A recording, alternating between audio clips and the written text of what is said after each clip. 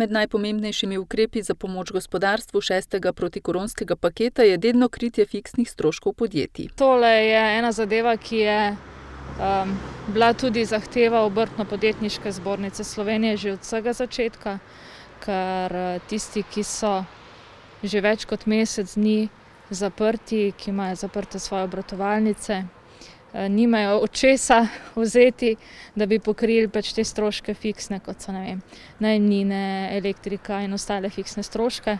Tako da je to zelo dobrodošla zadeva. S 6. protikoronskim zakonom se podaljšuje ukrep subvencioniranja čakanja na delo, pri čemer je za manjša podjetja namesto 80-odstotnega povračila nadomestila plač strani države, kot je veljalo do zdaj, mogoče povračilo v celoti. Ampak mi se še vedno zavzemamo, da bi bilo od višje višine, kot je sedaj, zdaj pač tista minimalna plača oziroma povprečna plača. Tako da je to ena naša izmed zahtev. Ostali ukrepi po 6, ki so pa dejansko nadaljevanje prejšnjih paketov. Sami ukrepi so namenjeni za različne oblike, se pravi, predvsem je to vezano na višjo silo, kot je obvezna karantena, vezano na prihod delo zaradi ukinitve javnih prevozov, pa zaradi varstva otrok. Tako da je naša ocena, da so ukrepi, ki so bili sprejeti, pravi, da delujejo, učinkujejo in da bodo imeli učinke tudi v naslednjem letu. V Posavju skorajda ni nobene panoge, ki ne bi bila prizadeta zaradi epidemije.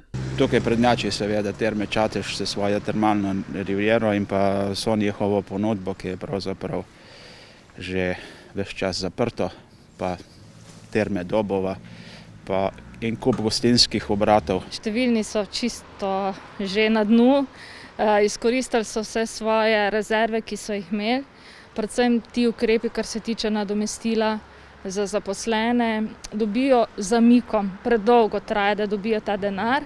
Oni morajo delavcu dati plačo, morajo plačati prispevke, to pomeni, da potrebujejo neka sredstva za plačilo tega in tiste rezerve so že pošle.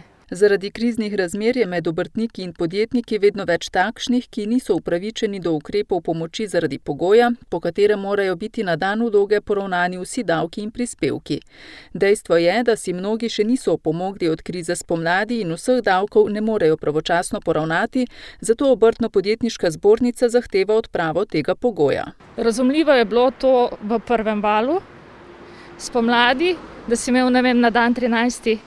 tretji, ki je začela ta epidemija bila razglašena, plačane vse prispevke, danes je pa to zelo, zelo težko, ker nimajo od česa vzeti, tako da nekateri malo kar obupavajo. In vprašanje, če se bojo vsi nazaj odprli. Predloge za 7. protikoronski paket je pripravila tudi Gospodarska zbornica Slovenije. Gospodarska zbornica je dala 13 predlogov.